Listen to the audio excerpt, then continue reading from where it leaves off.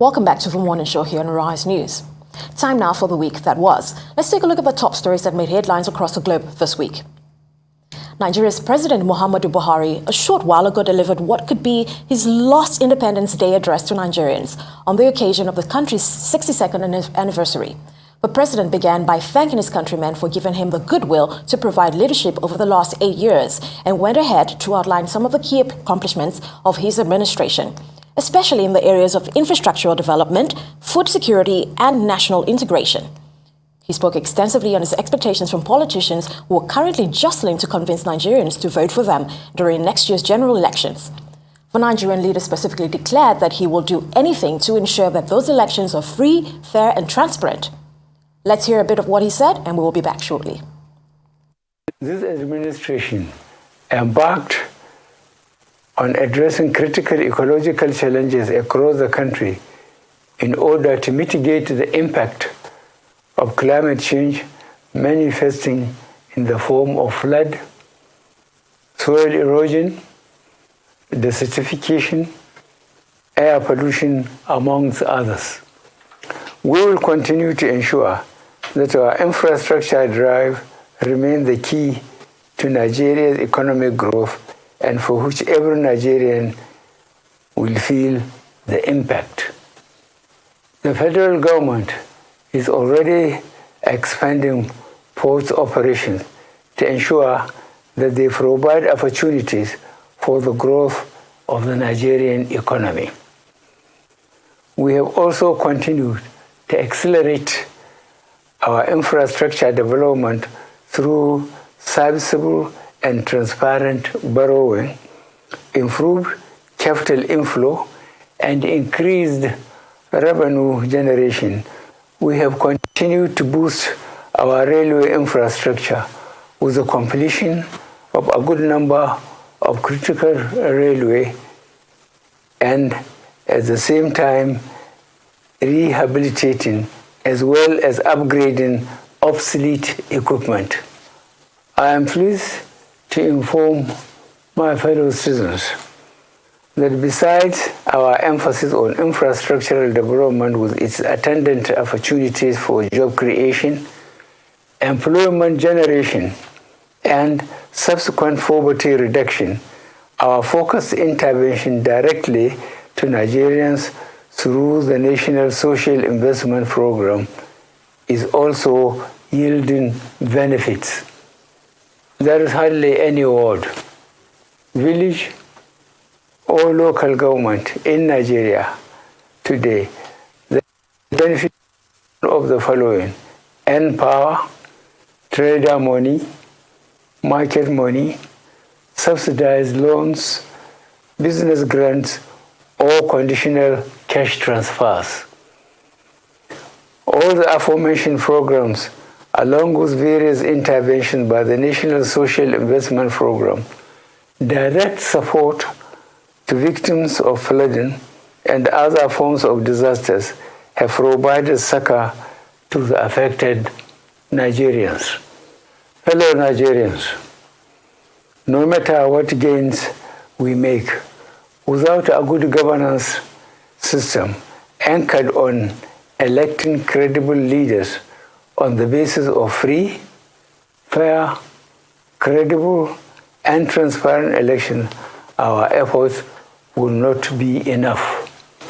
It is for this reason that I have resolved to bequeath a sustainable democratic culture which will remain lasting.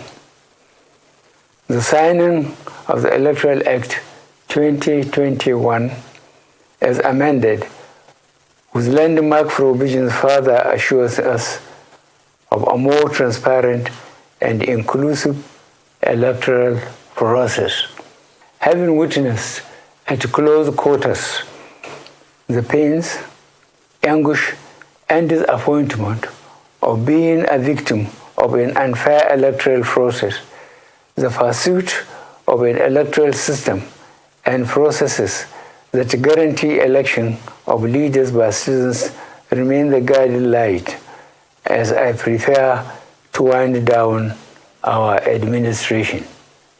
You would all agree that the recent elections in the first 2 years in some states, notably Anambra, Ekiti, and Osun, and a few federal constituencies, have shown a high degree of credibility, transparency, and freedom of choice, with the people votes actually counting.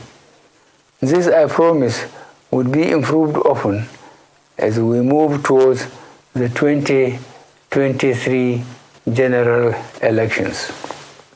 As we begin the transition process to another democratically elected government, I want to implore all aspirants to conduct issue-based campaigns devoid of hate speeches, as well as other negative and divisive tendencies.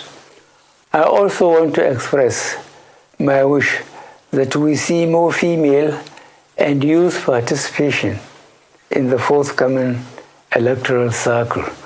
On this note, I urge the general public to demand for citizen-centered services from the relevant authorities. On the international front, we have continued to take advantage of our bilateral and multilateral platforms to explore cooperation with friendly countries and partners whenever these areas of cooperation are to the advantage of Nigeria. Fellow Nigerians, in the past few years, we have witnessed and overcome a good number of challenges that would ordinarily have destroyed our nation. However, the indefatigable spirit of the Nigerian people has ensured that we overcome our challenges. It is in this spirit that I call on all of us to individually and collectively bring to the fore in dealing with all our development issues. I was called to serve along with my team. I saw an opportunity to create a better Nigeria, which we have done with the support of Nigerians. Almighty God and the good people of Nigeria supported us in laying a solid foundation for the Nigeria of our dreams. I thank you all, and God bless the Federal Republic of Nigeria. This administration embarked. All right, highly anticipated speech from President Muhammadu Buhari then on what could possibly and most likely be his last presidential address to the country. Of course, he addressed some very key points, a legacy of sustainable democratic culture, corruption and insecurity, and what his administration has done in this regard. Of course, on the front burner is also the economy, where he addressed monetary and fiscal measures to ensure effective public financial management, as well as the implementation of the Treasury single account cuts in the cost of governance. Most pressing issue, of course, one of those that have been across board is the issue of the ongoing ASU strike, urging the academic staff union to return to the classrooms and, of course, to deal with contending issues within limits of the scarce resources available. Very impressive speech we've heard there, and of course we're looking forward to seeing how all of this will turn out in the upcoming months ahead of the upcoming general elections next year. Now, Wednesday, September the 28th marked the official kickoff of campaigns for next year's presidential election in Nigeria. Contrary to expectations, most of the 18 political parties have yet to inaugurate their presidential campaign councils, as the Independent National Electoral Commission, INEC, blew the first whistle.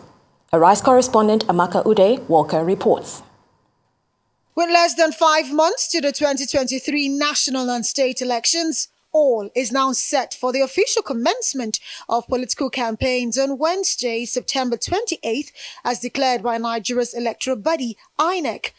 And in the build-up to the official flag-off of campaigns, candidates and their political parties are putting finishing touches with consultations in top gear.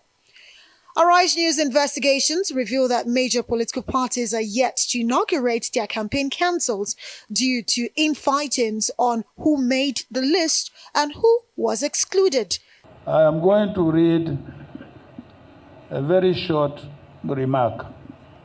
The inauguration of the campaign council of the governing All Progressives Congress, for example, has been postponed indefinitely, with the presidential candidate Bola Tinubu and his running mate Kashim Shettima currently out of the country, while the main opposition People's Democratic Party is also yet to inaugurate its campaign council, despite a list of campaign members released with additional special advisors appointed by the presidential candidate Atiku Abubakar.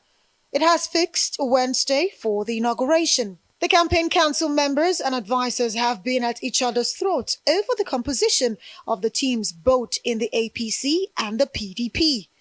But surprisingly, Nigerians are yet to also read about campaign council composition from the Labour Party, the New Nigeria People's Party or Social Democratic Party, which individually claim to be the thought force out to dislodge the major parties. One party, the African Democratic Congress ADC, has released its campaign schedule without naming members of the campaign team. Though campaigns officially begin on Wednesday, no political party has fully released its manifesto yet to the public on what they intend to do if voted into power, while the supporters of some presidential candidates, especially that of the Labour Party, have been carrying out enlightenment campaigns across the country in their numbers, with claims of holding a million-man march in some instances.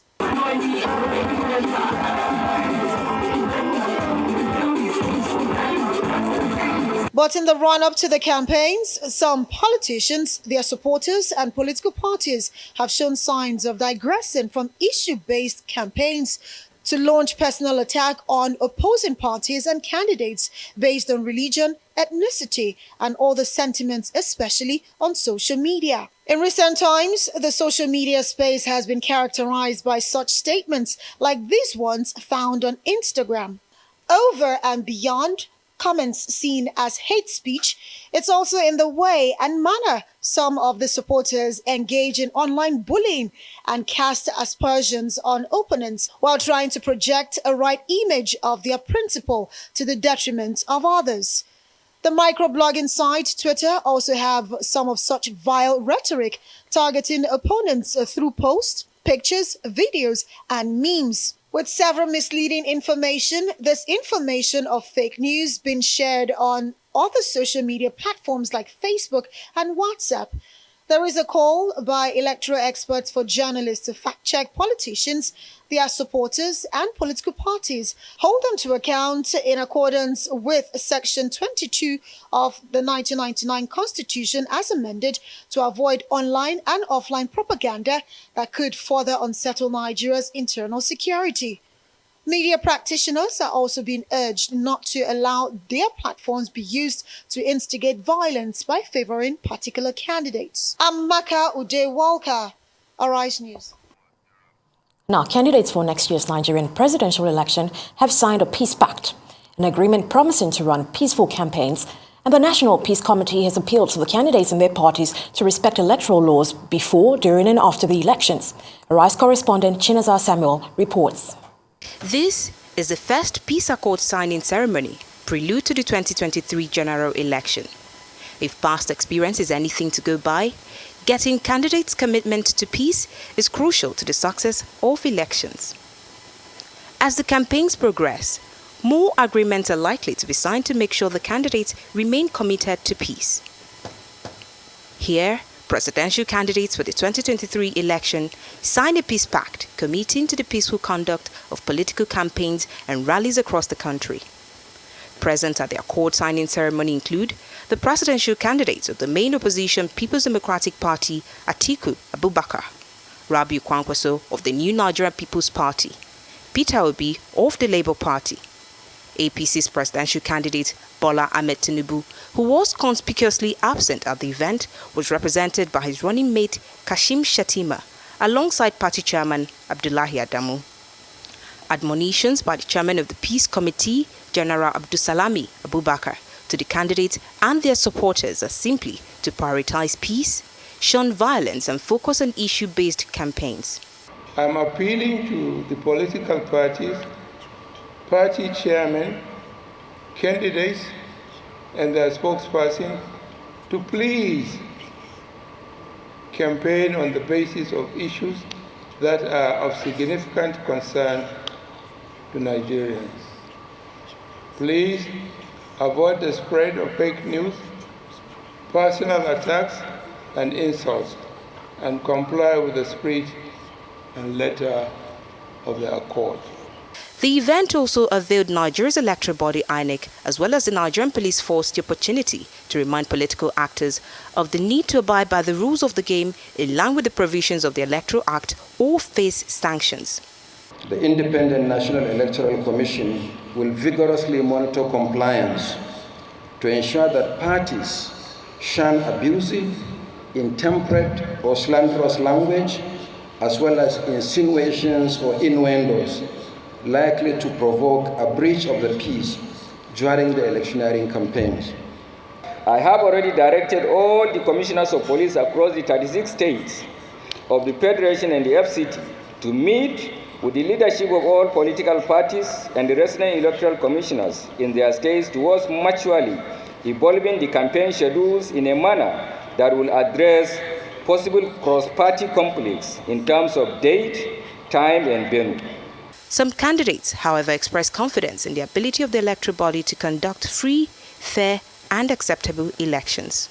In the course of campaign, we should be mindful of what we say and be able to equally control our supporters and encourage them, not to be violent and know how to talk and to campaign for us. Let's keep hope alive. The election will conduct free and fair, where every vote counts, and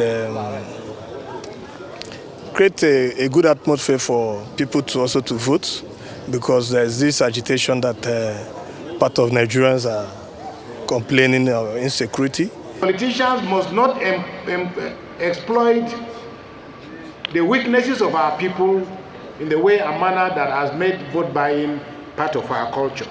We hope that with the penalties already spelled out in the chairman of INEC's speech and the IG, that those who compromise the process will face the wrath of the law. With the signing of this peace accord by presidential candidates and their party chairman, there is hope that the pre-election, election and post-election actions and all trances of political actors will be guided by a sense of responsibility. Chinaza Samuel, Arise News. And meanwhile, Nigeria's governing party, All Progressive Congress, have again postponed the inauguration of its 422-member presidential campaign council after several previous delays. Arise senior correspondent Indi Amogo reports. When the members of the APC Presidential Campaign Council was announced, the inauguration was slated for Monday, September 26th. In the list, some notable names were missing, particularly that of the Vice President, Yemi Oshibajo, and Secretary to the Government of the Federation, Boss Mustafa. Their exclusion was said to be at the behest of the President, Muhammadu Buhari, so that they can run the government while campaigns are on. But considering the controversy generated by the Muslim ticket, the absence of the two highest Christian members of the APC-led federal government on the campaign continues to generate heated debate. Some APC governors have also been opposed to the composition of the campaign council on grounds of not being carried along and their interests not represented. To cushion this observation, the inauguration of the council scheduled for Sunday, September 25, was postponed and a new date of Wednesday, September 28 announced. However, that has now been postponed indefinitely, according to the Director General of the Campaign Council, Governor Simon Lalong. The need to have an all-inclusive campaign council necessitated the second postponement. Presidential candidate of our party, so there's quite a lot of excitement. And as has been propounded and offered by our candidate, is basically to allow for more stakeholder engagement. And that engagement, in my view, is currently ongoing. Engagement with the party, engagement with our governors for the party had been postponed to allow for wider consultation, stakeholder engagement. But party insiders said the postponement is due to the absence of the presidential candidate, Bola Ahmed Tinubu, and his running mate, Kashim Shettima, both of whom are currently out of the country. In any human affairs, you cannot get it right absolutely because we are not God, we are human beings. So if they need time to dot the I's and the T's, I see no problem.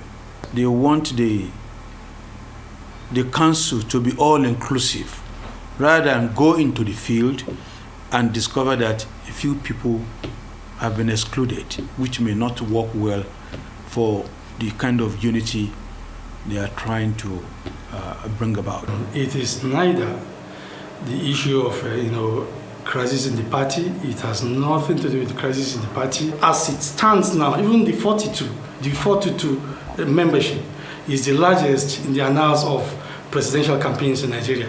The PCC itself is not, what you saw is not a consummation of what PCC should be. It is still work in progress. Tinubu has been facing a tough challenge getting the support of some party bigwigs over the controversial Muslim ticket. And with many of such persons excluded from the list, some APC leaders say he's set to face more challenges ahead if the list is not rejigged. They said the postponement may be a reaction to the calls for an all-inclusive list, where the governors would also have their way. Ndi Amuko, Arise News. All right, Steve. Of course, interesting developments that we've had over the last few days. What does this portend? Well, I mean, I don't see any crisis. Yeah. I just say that there will be a lot of politicking, more than 400 people. It will now go, as we are hearing from the APC stable, that will go up to like 2,000, just to satisfy people.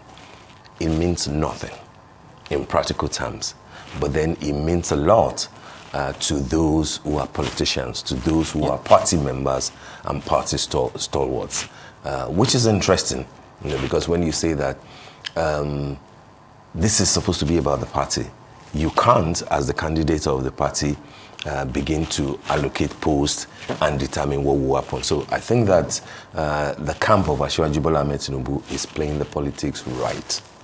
So there's no cause for alarm? For the candidate, I don't think so. It's not as bad as what you're hearing from the camp of the PDP. Okay. Labour and NPP on the other side are not even talking about any campaign council. They're just going, diving straight down into it, because we are already into the campaign season. But then while you have the PDP having people pull out, Wike, Oyo State, Enugu State, Lagos, if you like, PDP.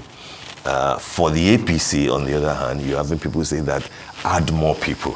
Sure. The gentleman was right when he said that 422 campaign council people is the largest ever. It's not as if that when you have more, 80-year-old persons on the campaign council, that there is a whole lot that they can do. It is just about the fact that once you have that in politics about what you can do and what you can eat. Is better said in Yoruba, by the way, How does that go? Ntaje, what we will eat and what we will be, is politics. Je and je, be, eat. Right? Oh, the eat is not necessarily an aberration or something unusual. It is just about, saying that this is the reward. Which is what Joey Bokwe has been hammering on for a long time, to say that people can just wake up in one day and you reward them, whereas you've got people who have labored for the party exactly for a long time. So I don't see any problem there when Asiwaju Bola Ahmed Tinubu returns, and nothing depends on him returning really, it's about the fact that if he says this is the direction, and we are hearing that there will be at least about 2,000 people, what will the 2,000 people do? They've just got one vote each. But then it's about inclusivity, it's about bringing people. Which is very key. It's very key. And it's only a big party with a formidable structure that can do that. I don't see PDP doing that. I don't see Labour doing that. What Labour will do, and I'm sure that we will see. Really? You don't see even PDP doing that? No. They won't be able to go 400. They won't be able to go 1,000. Not to talk of 2,000 people. I'm talking about the fact that you need to appease Wike first and his people. Seyi Makinde, Bode George in Lagos, Governor Agwayi, different people that you need to talk to and say, come on board. It's those people that will nominate those who will serve on the campaign council. Again, like I said, it's not about whether they've got anything spectacular that they will do, but then bring them in. Bring them in. What APC guys are saying is that we have a 3-man committee to harmonize the list that you have shown to us. Don't just run as if Bola Ahmed Tinubu is APC, or that the candidate won't need a party. You will need a party. And then once you list them, it's not as if they will determine or dictate anything, really, but bring them in. That's how politics works. Which is fair enough. It's fair. At the very least. And then you will have satisfied that thing about politics of what we will be and what we will garner. Maybe it's not nice to say what we'll eat. Right. It's a different effect in English. It's a different effect in English. Exactly. What we will be, what we'll garner, you need to satisfy that. And I think that they will get it right. I mean, these are early days. The first 2 months of the campaign will be like that. You have a lot of, shuffling, etc. Yeah. By the time that we enter the end of November, mid-December, you will see that the game will change. It's right around the corner, but there's also a lot to look out for. Absolutely, Abby. Well, that's all on the week that was. We'll take a short break now, and when we return, Captain David Mbamara will be here with us for a conversation around security during the election season. Do stay with us.